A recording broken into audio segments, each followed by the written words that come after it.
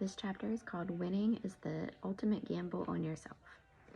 The night before I began training Kobe Bryant in 2007, I was sitting in a little restaurant near my hotel in Newport Coast, and Kobe walked in for takeout sushi. I didn't know him well at that point.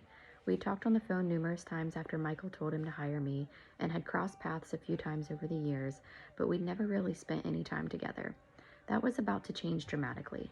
Over the years, numerous players had asked MJ if they could use me to train them during the season, and always got his standard response: I don't pay him to train me, I pay him not to train anyone else.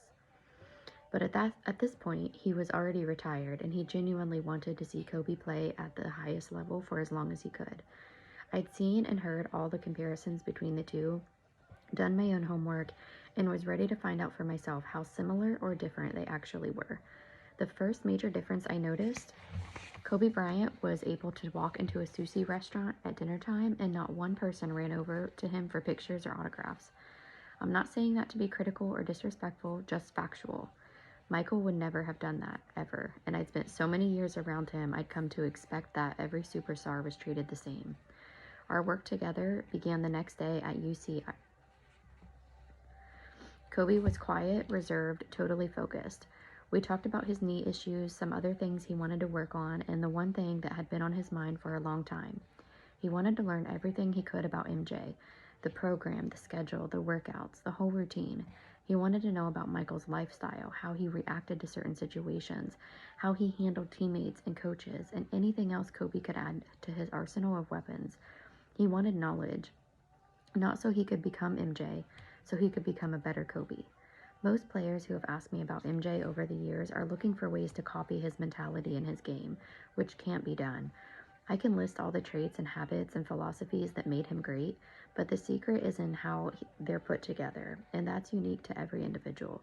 You can take every ingredient in Coca-Cola, they're listed right on the can, and combine them in 1,000 different ways, but you'll never be able to replicate Coca-Cola because it's not about the ingredients, it's about the formula for combining those ingredients. When you're iconic, you can never be duplicated. Kobe understood that. He wanted to learn so he could implement certain things that would work for him and continue to elevate his own game. Because when you're already that good, there aren't many people who can show you how to get better. I'm often asked about the differences and similarities between the two. I don't like to compare because to me they were so different and unique that it's an injustice to both. But if you want a basic summary, I'll give you this. Kobe worked harder, MJ worked smarter. Kobe never stopped. He questioned me about every aspect of our training. He needed to know why and how everything worked. He didn't always want to be there, what we got left, but he always did the work, and he always came back for more.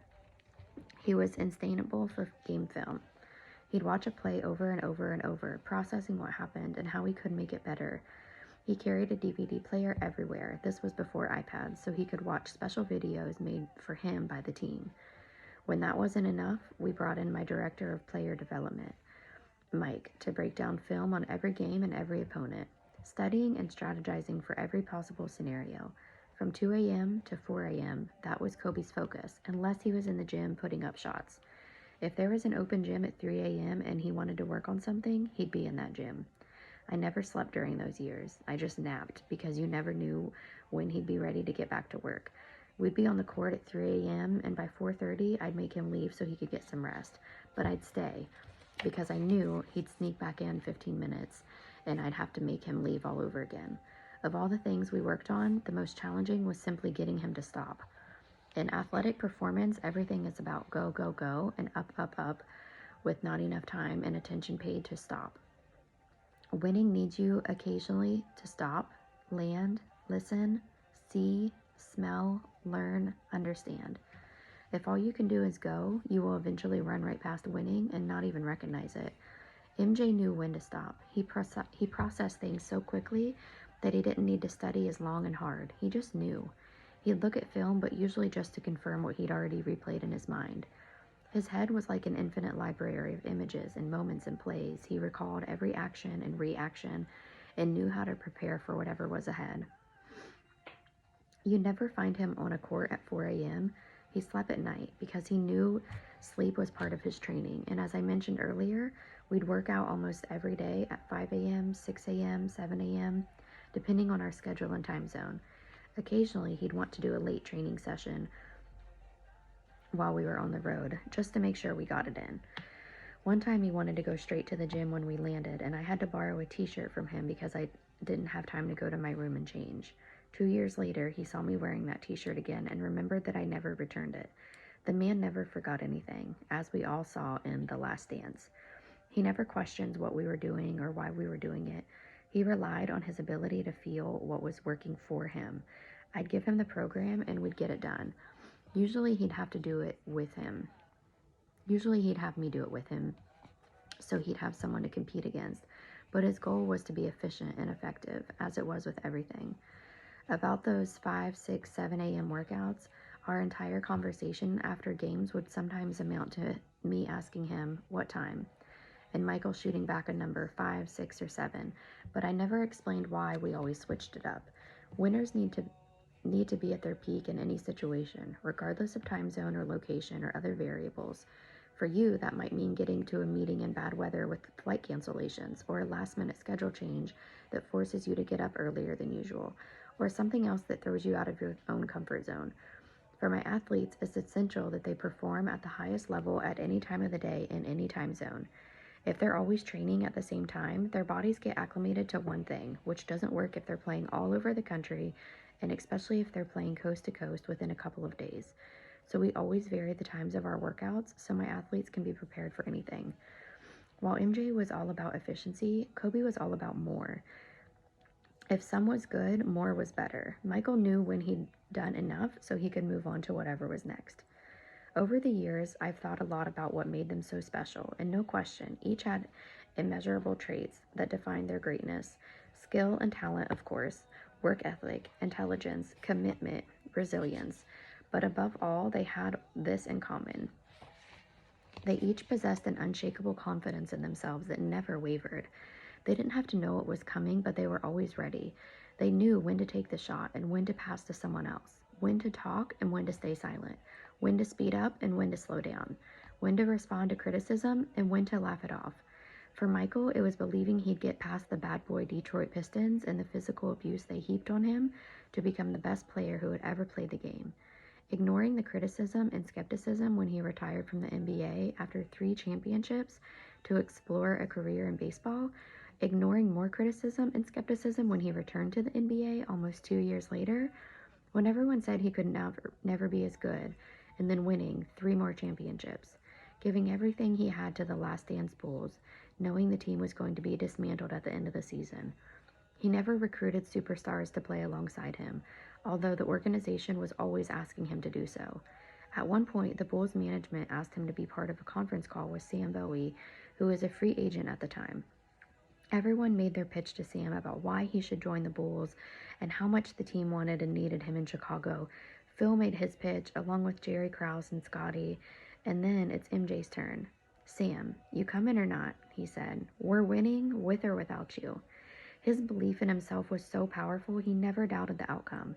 Even after he retired, he was still finding ways to invest in himself and his abilities. He bought the Charlotte Hornets and became the first NBA player to be a majority owner of a team. He remained an integral part of Nike's Jordan brand, which earned over $3 billion in 2020. He started and ran numerous new ventures and businesses. He competed on golf courses. He competed in fishing tournaments. He didn't have to do any of that. The man is already worth over $1 billion. But winning is an addiction like none other, and once it shows you some unforgiving love, you'll crave that love forever. It was no different for Kobe. Everything he did was about his massive belief in himself, starting with his decision to skip college and go right into the NBA. He won 3 championships alongside Shaq and then spent the rest of his career proving to himself he could win without Shaq twice. He learned 5 languages, including Mandarin Chinese, because he knew the NBA was going to be huge in China and Slovenian, so he could trash talk Luka from the sidelines. He'd speak to Lakers teammates Paul in Spanish, so none of the opposing players knew they were going to do. Oh, no. Okay. He played through injuries that would have destroyed most players, rupturing his Achilles but staying on the floor long enough to make 2 3 throws. and then asking if there was a way to just tape it up so he could keep going. And after his basketball career, when most players are trying to find ways to cling to their glory days, he went directly into entertainment business, winning an Oscar on the short film Dear Basketball, which he narrated and executive produced, and also writing best-selling children's books. And he shared his love of basketball with a new generation of players, investing his time and passion into coaching his daughter Gianna and other young girls to a standard of excellence most NBA teams couldn't match. I have no doubt he was preparing Gigi to be the first woman to play in the NBA. That's how you bet on yourself. For both MJ and Kobe, it all came down to a relentless belief in whatever they did. The same is true of all the greats I worked with: Dwayne Wade, Charles Barkley, Tracy McGrady, Scottie Pippen, and so many others. Every decision, every move was rooted in confidence. In the early days of Michael's career, a reporter asked his coach, Doug Collins, about his strategy for coaching the greatest player in the game. "It's pretty simple," said Collins. "Give him the ball and get the fuck out of the way." The greats don't need to be told what to do. They already know, and they always find a way to make the gamble pay off. Very few people are able or willing to bet on themselves. They become the assistant manager of their own lives, waiting for directions and approval from some higher authority because they don't feel confident enough to make decisions and take action on their own. Confidence is the ultimate drug, and winning is the dealer. It's the cure for doubt and insecurity and panic and low self-esteem, the antidote to the free fall you experience when you're losing control, the vaccine for fear and weakness. But there's no prescription for it, and no one can give it to you. Either you feel it deep in your gut and bring it, or you don't. Whenever we talk about what's deep inside us, instinct, I go back to this undisputed experts, babies and little kids. What are we born with, and what are we taught? We all start out confident. Babies take their first steps, fall down, get up, fall down, laugh, cry, get up, fall down, and they keep going.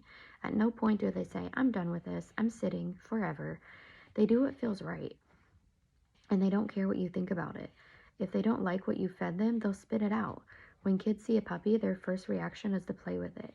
It's not until someone teaches them, "No, don't, be careful," that they learn hesitation and fear. Little kids sing and dance for no reason. They draw crazy scribble pictures and dress in whatever feels right to them. They've got one purple boot and one orange sneaker, fairy wings and a hard hat and 4 t-shirts, and they're singing happy birthday to everyone on the street. Until the adults get involved.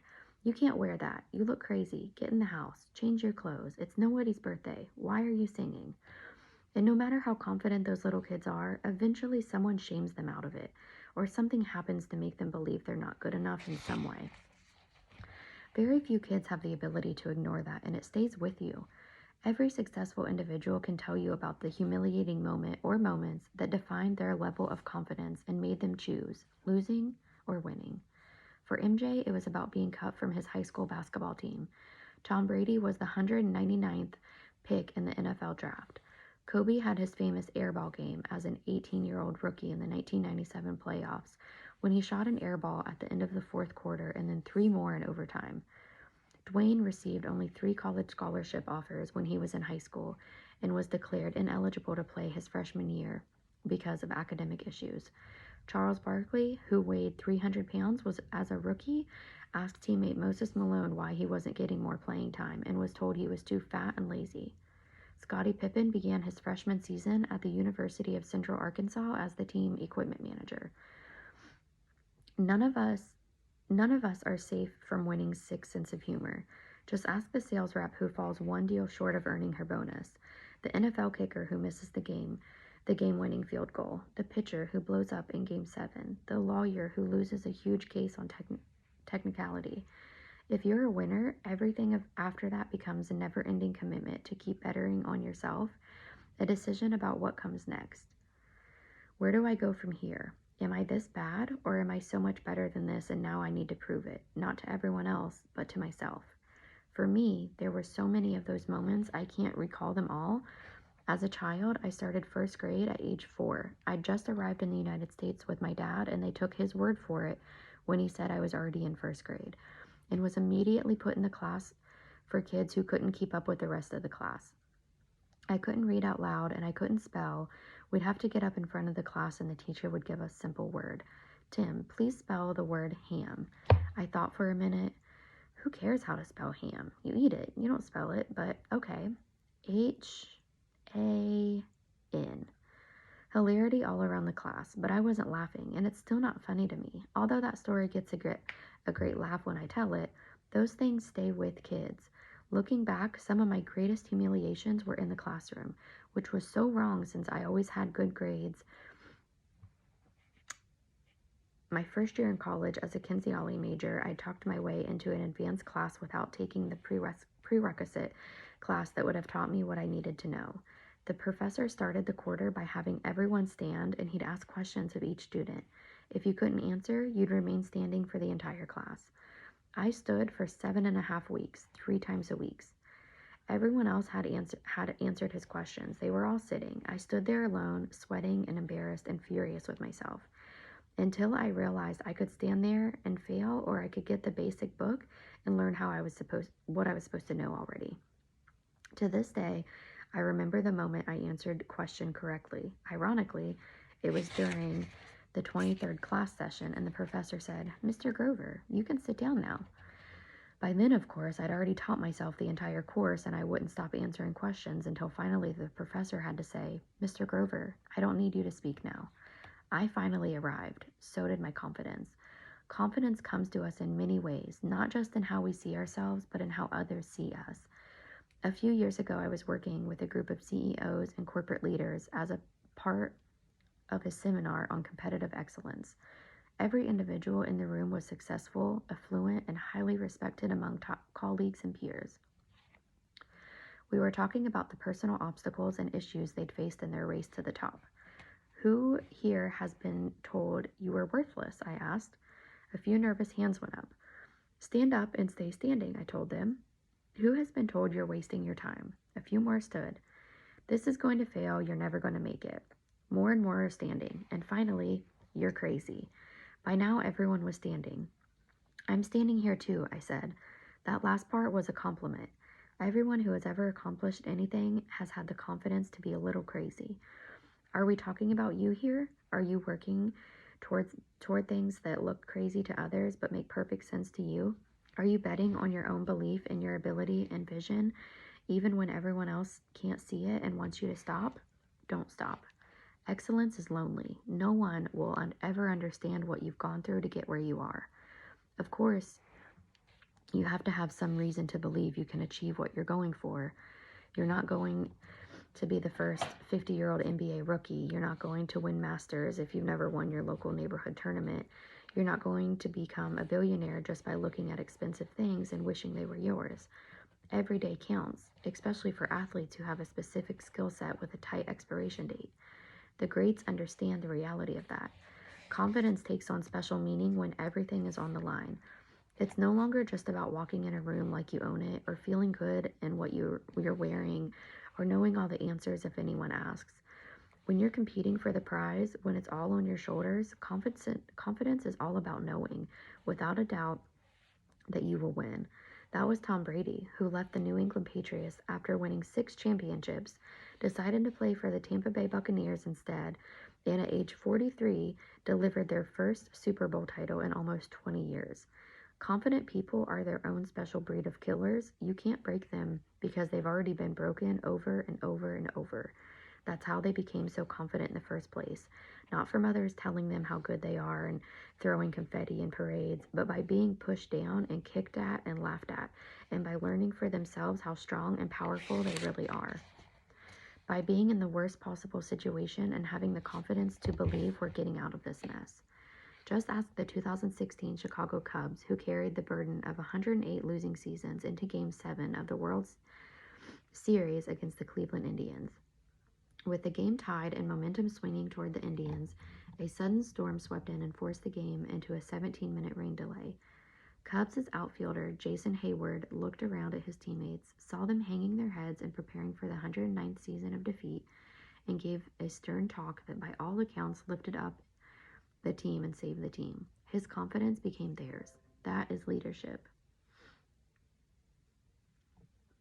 Confidence is feeling as low as you've ever felt in your life and knowing you'll recover stronger than you were before. It's hearing others tell you everything is fine, you're perfect just the way you are, and knowing they're wrong and still have to do the work. Consider the legendary Phil Heath, 7-time Mr. Olympia, fighting for his 8th title 1 year after surgery kept him out of competition. He could have walked away. He could have taken his medals and accolades and pursued in many other opportunities.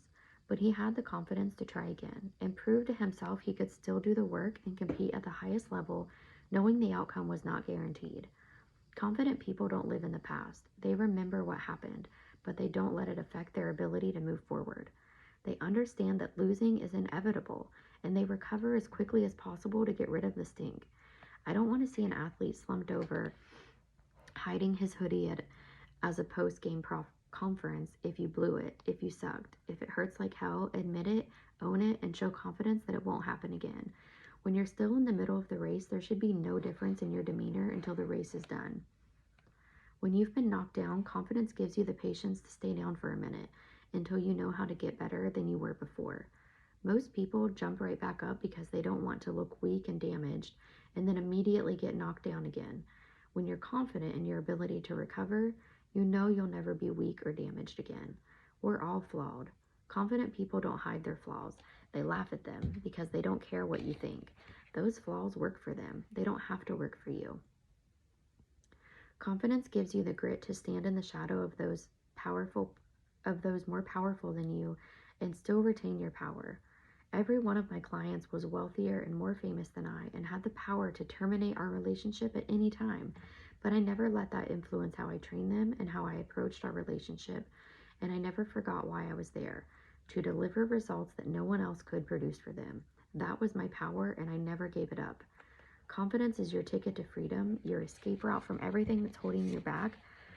Bad relationships, bad decisions, bad situations, the people and issues that stand between you and what you want. Never let anyone take that from you. Even when they control a situation, they don't control you. Ultimately, confidence is about taking chances and never doubting the outcome. You can't win if you can't gamble on yourself, and you can't gamble if you don't believe you can win. Winning requires you to set unrealistic goals and expect to achieve them.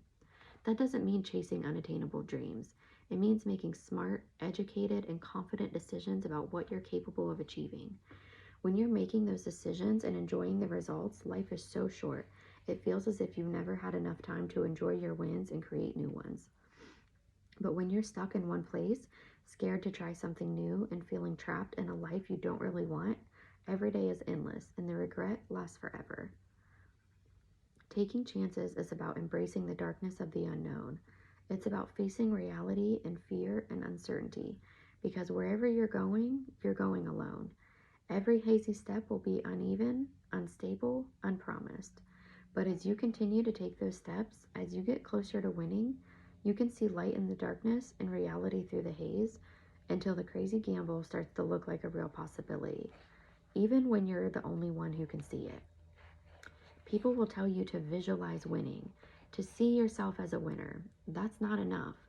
Winning wants you to see, hear, smell, touch, taste, and use your 6th and 7th senses as well. The ones only you know about. This is your risk to take, no one else's. If you need to be motivated to take that leap, if you keep a list of 20 ways to stay positive, if you're surrounded by people who keep telling you to slow down and roll their eyes every time you talk about your plans, you won't get there. Most people have so many dreams and ideas and abilities they hold on to, unsure and unable to take a chance on themselves until it's too late, and they die leaving everything unused and untried. These aren't random gambles or reckless guesses. They're disciplined choices about things that matter to you. They are the decisions you have to make if you're going to experience your life, not just live it. Are you worth that risk? If you think that cost is too high, wait until you get the bill for doing nothing. Every day you gamble on countless things. What you eat, where you drive, how you speak to people, whom you trust. Everything has risk. Everything has consequence. You don't always know the outcome, but winning does, and it's waiting for you to find out. Winning isn't heartless, but you'll use your heart less. What's your definition of a great teammate? Supportive, committed, dedicated, responsible? How about these? Humble, willing to play any role, positive attitude, those are excellent traits, absolutely. You need those teammates. Now here's a slightly different take from Kobe in an interview about being a teammate. If you're going to lollygag through this scrimmage, through this drill, I'm going to beat you. I'm going to let you know I beat you, and I'm going to want you to reconsider your professional life choice. And for the most part, people will say that doesn't make a great teammate. Well, I'm not here to be a great teammate. I'm here to help you win championships. Not quite the same thing, is it? Here's a scene from The Last Dance in which Michael talks about the same topic. My mentality was to go out and win at any cost. If you don't want to live that regimented mentality, then you don't need to be alongside of me, because I'm going to ridicule you until you get on the same level with me. And if you don't get on the same level, then it's going to be hell for you. People were afraid of him, said MJ's former teammate. We were his teammates and we were afraid of him. There was just fear. The fear factor of MJ was so thick. Their Bulls teammate Will Perdue added this. Let's not get it wrong. He was an asshole. He was a jerk. He was crossed the line numerous times, but as time goes on, you think back about what he was actually trying to accomplish, and you're like, yeah, he was hell of a teammate. Hard to overlook those 6 championships. I don't think it's a great surprise to anyone that Michael and Kobe were hard on their teammates. Honestly, it would be a bigger surprise if you were reading this book and didn't already know that. 11 rings between them, gold medals, MVPs. MJ was 6 for 6 in the finals, Kobe was 5 for 7. You tell me, could you work with people like that? Could you give it all for someone who you could only describe as an asshole?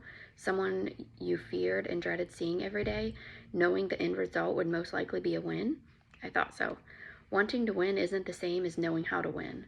They knew how to win. They put their thoughts ahead of their emotions, ahead of everyone's emotions, and they got it done.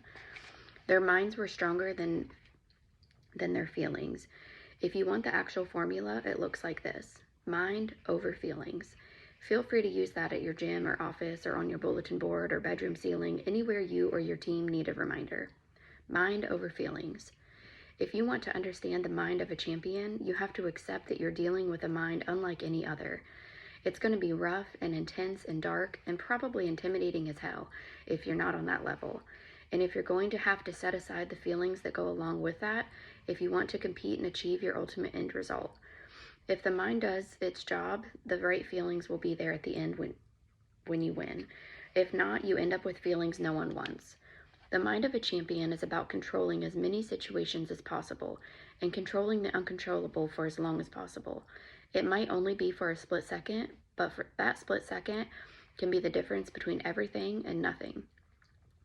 The higher the pressure, the longer you fight to stay at the top, and the more you focus on this one thing, the less you allow your heart to have a voice in your decisions and actions. You don't have the luxury of being any other way. When you're giving everything you have, making every sacrifice, and devoting every part of your life to winning, it's hard to tolerate anyone in your circle who isn't doing the same thing. It doesn't matter if they can't or they won't, your frustration is going to be the same. They might understand how you feel, they probably won't. When you're so intensely dedicated to what you're working for, you have to accept that others just won't get it. They don't see what you see because they can't even imagine what you see. You're creating so much distance between you and everyone else, they finally stop trying to keep up, and they tell themselves and everyone else that you're just plain difficult. You're obsessed, you're crazy, you're headed for disaster. You are the problem. Believe me when I say this. You are not the problem. You are the solution. You're already solving problems they can't even see. I was doing some consulting for a tech company that decided to let go of its top performer because she had a reputation for being difficult. She didn't get along with everyone, they said. She pushed others too hard and often made people uncomfortable by insisting that everyone needed to be better. Someday, maybe I'll understand why that's a bad thing. I'll take difficult and effective over easy and incompetent any day. But there were ego and personality issues, probably because the pressure and tension were too high, and management decided it would be better for morale to let her go, along with her huge book of business and years of experience. And within a month of her departure, morale and productivity actually got worse, because those who had the issues with her suddenly had no one to blame for their poor performances and no one to hold them accountable. And eventually, her former bosses realized that the person who was the problem was actually the one holding it all together. The thorn in everyone's side was the most important part of the rose. A rose with thorns lives longer than a rose with thorns clipped. When you stop putting a high value on other people's opinions of you, you give yourself permission to stop caring about the little issues and problems and distractions that fascinate everyone else. It makes you harder and colder and deadens your feelings and emotions to what others say about you. Early in MJ's careers, critics said that he was the reason the Bulls couldn't win. He didn't pass enough, he took too many shots, and didn't trust his supporting cast, as they called them. That was before his 6 championships. Kobe, they said, was a selfish player who didn't elevate his teammates and wouldn't have won his first 3 championships without Shaq by his side. He went on to win 2 more without him. They were each chasing something, and they weren't going to allow anyone or anything to get in their way. While others were trying to put out brush fires, they were already controlling a raging inferno. I got this. Let me do what I do. Your greatest winners are the least sensitive, and the more they win, the less sensitive they become. LeBron James is a great example of this. Earlier in his career, he was far more affected by media and criticism than he is today. That's how the greats handle the noise. They've been through it all. They're hardened to criticism and setbacks. Could MJ have taken the Bulls to their 6th and final title, knowing everything was happening behind the scenes, if he'd allowed his emotions and feelings to get in the way? No. He played, he dominated, he won. If he was an asshole in the process, he didn't care. As Michael said in The Last Dance, winning has a price. Leadership has a price. I've learned over the years that if you want to make people emotional, you should talk about their emotions. I did exactly that in my book, Relentless, and got a lot of people very upset with me. I was talking about getting in the zone during competition and performance, controlling the uncontrollable, and I wrote, emotions make you weak. I won't repeat the whole discussion here. You can read it yourself, but here was the point. The zone is about calmness and clarity. Emotions are the complete opposite. It's true. The more emotional you get, the more you have to deal with those feelings instead of just focusing on what you're doing. People weren't happy. I heard from parents who told me kids need to be able to show emotion. I heard from psychologists who said that it's what's wrong with society. Everyone is afraid to show emotion. I heard from coaches who said they want their teams playing with emotion. Folks, I'm not going against emotion. We're not robots. I want you to laugh and cry and be happy and sad and happy again. Just not all at the same time, especially while you're trying to win. To the coaches, I will add this. Stop telling your teams to play with emotion. Emotions are unpredictable and erratic, especially when you have multiple emotions bubbling up at the same time. You don't want them playing with emotion. You want them playing with energy. Huge difference. Go ahead and tell a team you want to see emotion. What does that mean exactly to each individual? Which emotions do you want to see? You want them to laugh, cry, curl up and be scared? Do you want to see joy in the middle of the game while they're losing? Sadness, fear, confusion, hurt, embarrassment? You really want any of those in your game? Those are all emotions. None are going to help you win. You want energy, focus, intensity. You want to be alert and aggressive and strong. None of those are emotions. They are a state of mental power. You want your mind locked in so you don't even feel the nerves and pressure that come with competition. Emotional screaming and yelling doesn't make you a winner. It just makes you loud and distracting. I'm not saying you shouldn't laugh or have fun or get excited about a big moment. Go ahead, but only for the moment. You have to be able to restore calm and clarity in an instant because you don't know what the next moment is going to bring. And if you're going to play with emotion because it works for you and you have the best results to prove it, then make sure you're playing with one emotion, steady and consistent. Take the roller coaster highs and lows out of it. You must remain steady and focused regardless of how you feel. Your mind must remain stronger than your feelings. After you win or lose, there's plenty of time to be emotional about whatever happened. But during competition, the only thing you should feel is total control. It's your responsibility to demand that of yourself. Not easy, I know. Every day, winning does its best to mess around with your mind and feelings just to throw you off course. Your mind makes decisions. Feelings ask, really? You sure about that? Your mind tells you to go to the gym. Feelings say, stay in bed. One day won't matter. Your mind deals with pain by finding ways to stop hurting. Feelings thrive on being hurt. Your mind counters the disappointment of failure with the knowledge that it's possible to try again. Feelings cling to regret for everything you never tried. Your mind manages pressure. Feelings turn pressure into stress and manage none of it. Your mind can let go of the past, forgive grudges, and look to the future. Feelings hold on to every last bit of trash forever. Weakness, laziness, frustration, negativity, anxiety. Every single morning, you get to decide whether to give those things a vote. Do you listen to them, or do you have the self control to say no? No discussion, put your hand down, you don't have a vote today. That's what self control is, deciding what part of you gets a vote. Some days, frustration might have something to say. Weakness might overpower you. You might give in to jealousy, laziness, or fear. It happens. Everyone has lapses. We all lose control at some point, but not every day. The skeletons in your mental closet do not get a vote every day. Put those hands down. Staying in control of yourself is a choice. Losing control is a choice. But to develop that level of control, you have to understand what's dictating your actions and your thoughts. Is it you? Is it something external?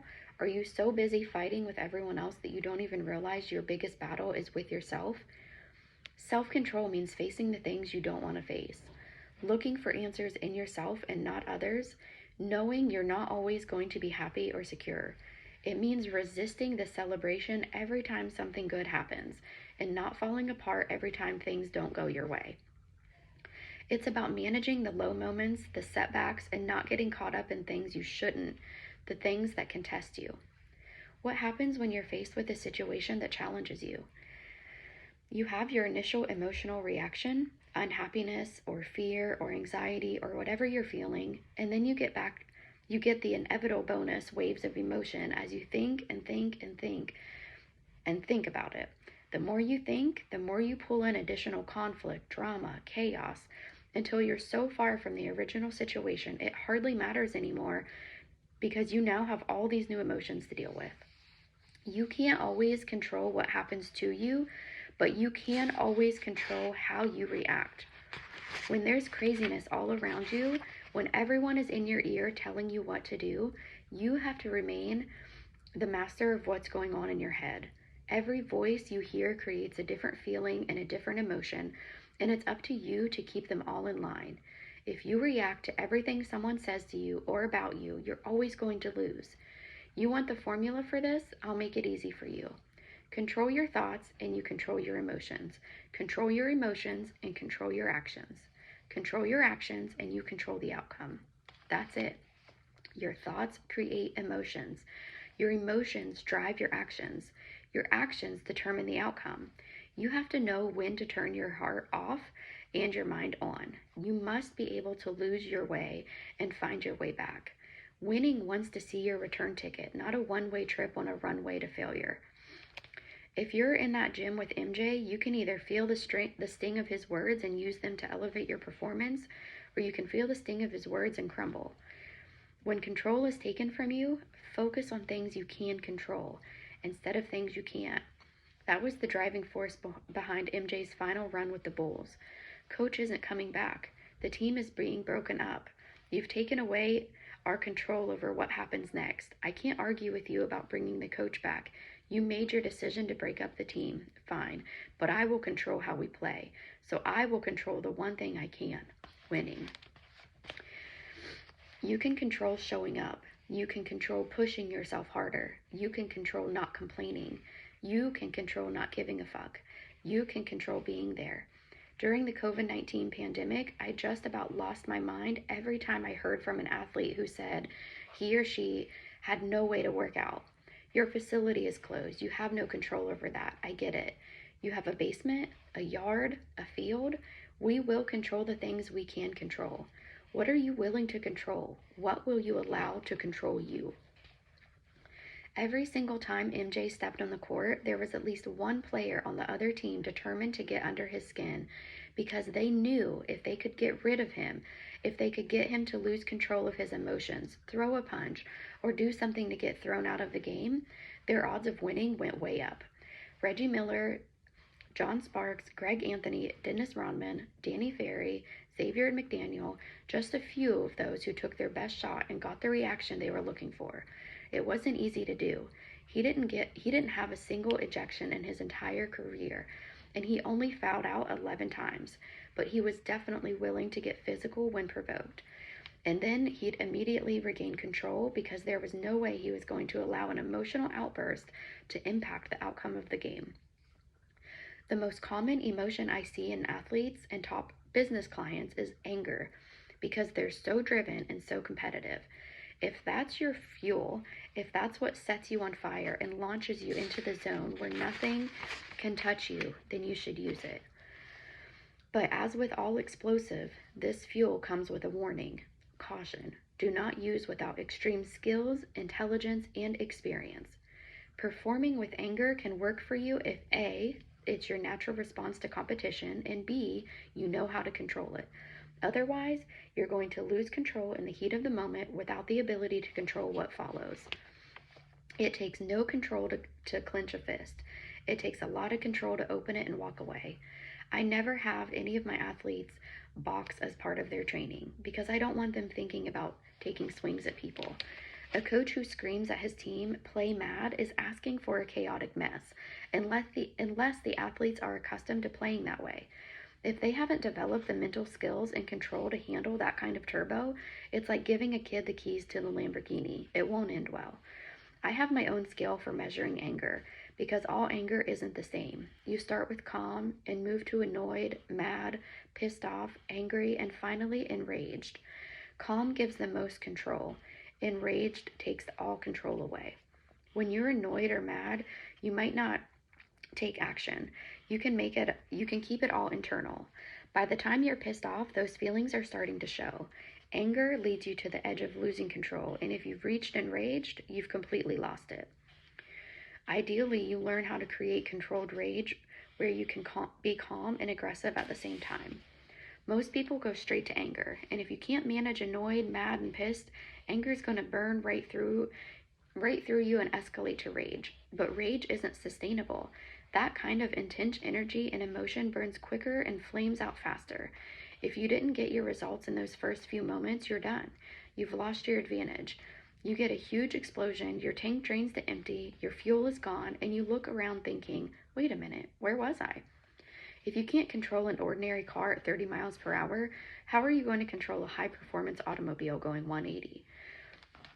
The greats understand how to drive that automobile.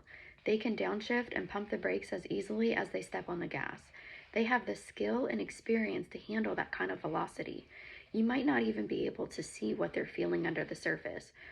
Dwayne Wade played some of his best basketball games when he was angry, and it never showed. Anyone can see blood. Very few can smell it. Wade could, and it took him to another place, but he kept everything internal and used it for fuel. Most people can't do that, whether they're competing in sports or business or anything else. They have that one reckless moment of uncontrolled emotion, and they realize for a split second too late that they can't get it back.